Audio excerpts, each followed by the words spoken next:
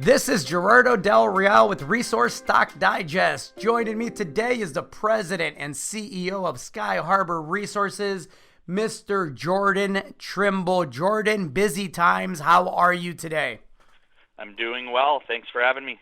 There's a lot going on, a lot I want to touch on. I want to start by getting your macro insights into the whispers. Here we go again with 232, right? But the whispers that there should be a positive outcome from the Nuclear Fuel Working Group's recommendations.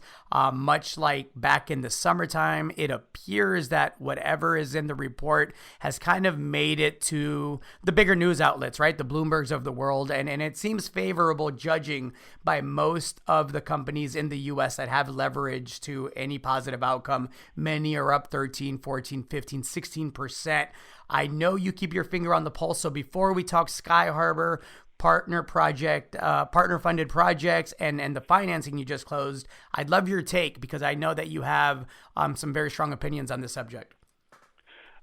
So as you pointed out, there was couple news articles out today, Bloomberg, that reported on the White House task force recommendation that the president directed the federal government to buy more uranium from domestic producers. We've seen the share prices of a couple notables like UR Energy, Energy Fuels, UEC pop on this. Similar to what we saw heading into the 232 decision in July, a couple months leading up to that, where you did see these leaks, if you will, that positive outcome was coming. That that was not to be had, needless to say, with the final 232 decision. But it's good to see the market coming to life, at least when there is some rumor out there that positive news is coming down the pike. For us as a Canadian company, the jury's still out, I would say, on all of this. One thing I will highlight for us and for our peers is that, as a Canadian company in the Athabasca Basin, I do believe that we stand to benefit given our Canadian relationship with the U.S. Again, this Section 232 was really very much geared towards imports into the U.S., in particular from countries like Russia, Kazakhstan, Uzbekistan, these state-sponsored production centers. So I think Canada and Australia potentially could benefit if you do see the market tighten up as a result of any decisions from the White House on this. We've historically been a reliable source of uranium for the U.S. and its nuclear fleet. But again, getting back to the bigger picture here, and we've talked about this offline quite a bit, this Section 232 investigation and really non-decision, and then the subsequent Nuclear Fuel Working Group, which is still ongoing. Unfortunately, an unintended consequence of this has been the sidelining of the largest buyer of uranium globally, being U.S. nuclear utilities. Absolutely. We've seen utilities that would normally be in the market, not in the market, waiting to see some resolution. So any step towards that is a positive, because I'd like to see this behind us.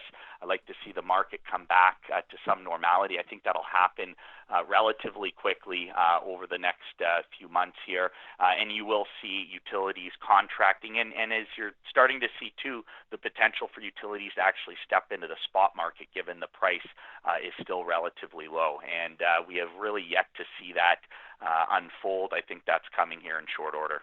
Well said. Let's talk Skyharbour and how you've positioned shareholders here to benefit from obviously what we all think is going to be a much better 2020 for the better uranium companies in the space. And let's be frank, there's not very many, because one of the beauties of a bear market is the teams that do not have access to capital and or quality projects. In a bear market, they go away. Skyharbour's done the complete opposite. You've managed to put together an impressive portfolio of projects, some which you're developing on your own and some that you're developing with partner funds. And so you have news on several fronts, including the financing that you just closed. Can you touch on that?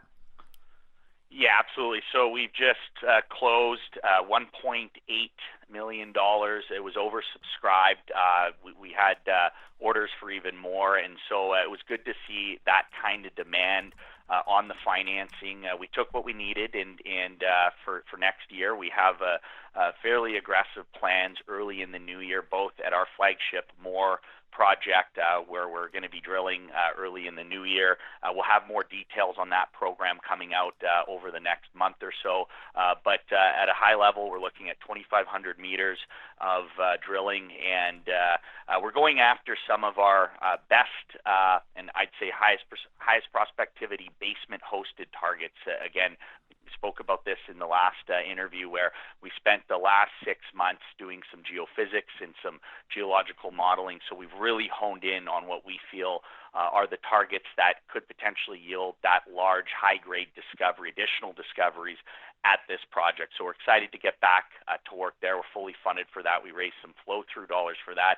And then we raised some hard dollars as well. And I'd say one important note here is that the institutional interest in this financing was notable. We had a couple of funds and family office that came in for larger orders. So that's worth noting for a small cap company like ourselves. So fully funded, excited to get back to work at our flagship Moore project. But we also have partner companies, Orano and Azincourt, both of which have now announced exploration and drill plans for early next year in 2020. The news out this morning, Azincourt has detailed their upcoming drill program at our East Preston project. That's a part of the earn-in that they have there, which they should be complete next year. They're planning a 2,500-meter drill program. That's about 15 holes, approximately $1.2 million in the budget. And they've already started the road building, which they've announced for that to get into the project, make it easier access, make the logistics better. And that's important because last year the season was cut short due to warmer weather, so they'll prevent that from happening this year. But they're going after targets, again, that are highly prospective targets that they did a little bit of drilling on earlier in this year, but they're now going after it with 2,500 meters, so a notable program. One of the targets, the swoosh target, is a highly prospective target that we had done some work on with our partner company previously. And so they're going back in there, and I think there's a good shot of new discovery being made. And this project's over and adjacent to NextGen. It's on the west side of the basin, so we're in the right area code there as well.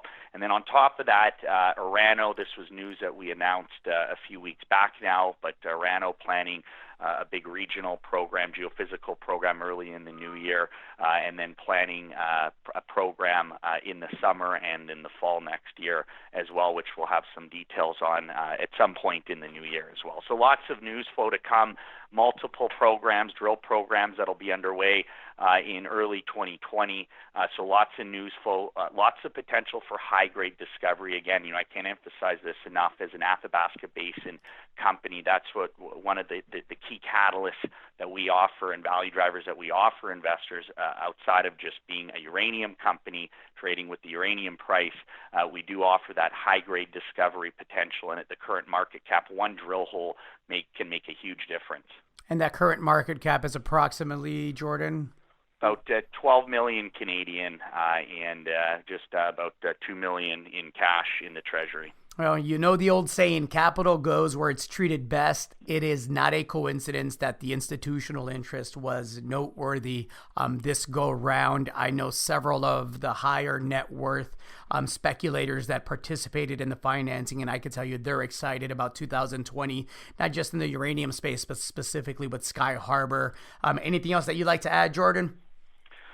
Yeah, well, we've spoken a little bit about the recent news that's come out. Just to again re-highlight the uranium market, the macro developments.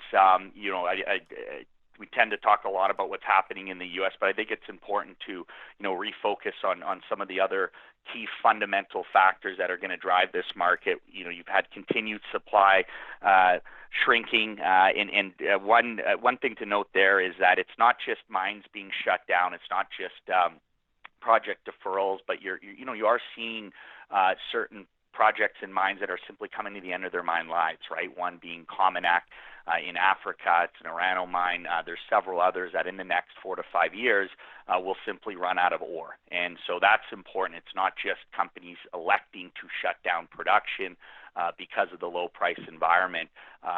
We've over the last 10 years mined a lot of uranium, and these deposits only have so much uranium in them. So that's one thing on the supply side. I think, again, given the current price, you'll see that continued supply destruction that we've seen, which will ultimately be positive for the price. Demand continuing to grow. Again, I can't emphasize enough in places like China and India and other parts of the developing world. It's right now in particular, with all the climate protests we're seeing globally, I think nuclear is going to become a more prominent topic in a positive light versus a negative light, as it is the only baseload source of emissions-free electricity, reliable, safe, and cost-effective. So I think that what you're seeing, this macro trend globally, these climate protests, I think that'll help the nuclear case going forward.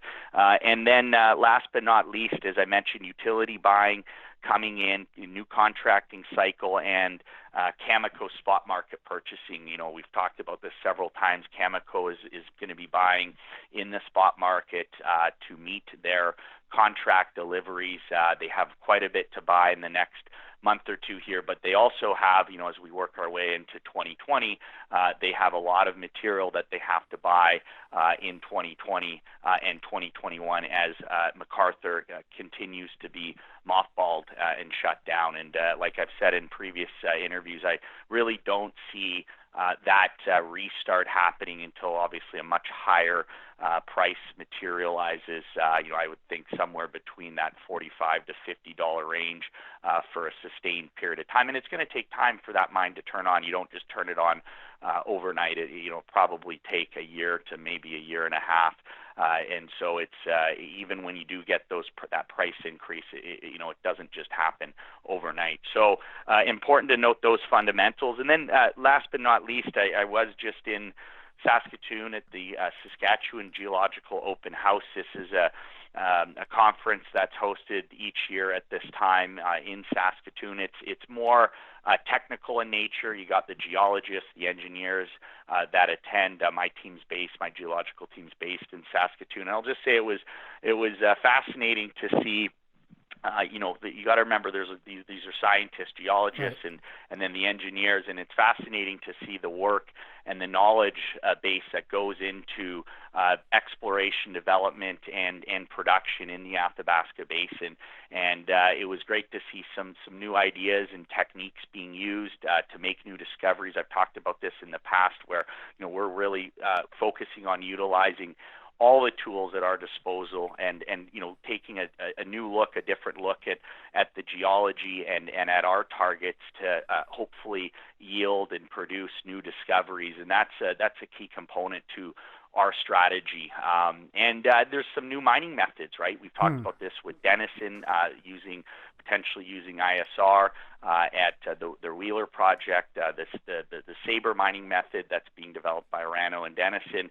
So there's a lot going on behind the scenes. Investors don't typically see that, but having spent the last few days there, it was great to see, and a lot of headway being made. Actually, one of the interesting things that's just happened, news headline over the last week here, is the Saskatchewan government has signed an MOU with two other provinces, Ontario and New Brunswick, to develop SMR, small modular reactors. So this is something that we've seen over the last several years get more traction with, opposed to building these big 1.5 gigawatt power plants that are, needless to say, very capital intensive. Permitting, licensing can be take a long time. SMRs really could be the new wave of demand, especially in the Western world. So you have these modular reactors that are portable, they're standardized, and you can build them for a fraction of the cost,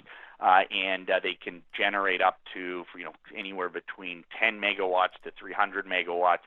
And so they're looking at this in particular in Saskatchewan, not just for the cities and the communities, but also for the northern communities where the Athabasca Basin is, and even potentially for big mining projects, right, or other natural resource development projects. And so it's interesting to see that. Here you are, the Athabasca Basin. It's the really the epicenter for high-grade uranium, and now they're going to potentially be using that uranium to power northern communities, to power the cities, and potentially even to power the mining operations. So that was a neat little tidbit of news over the last week here, and I implore people to look a bit more into the SMR technologies being developed as they're being rolled out and commercialized over the next 5 to 15 years.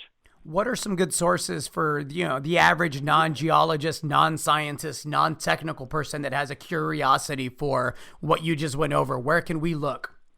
Honestly, you can just go online and Google it. There's some good research, and there's a handful of companies as well, most of which are private, that are developing SMRs. They haven't been commercialized yet, but there's a handful of them. So you can just go online and you can look into it. And there's some notable proponents of this new technology. Bill Gates being one. We know he's a pro-nuclear speaking head, and obviously someone that a lot of people follow. But this is an interesting point right now that we're at, where as we've seen in the Western world, demand has been relatively stagnant for nuclear. These big power plants that they're building in China and in India, we're not seeing as many of these being built and commissioned in the Western world. But SMRs could be a game changer. We could very well see SMRs rolled out over the next, as I said, 5 to 15 years in the Western world, and that could be a brand new source of demand and growing demand for uranium in the Western world.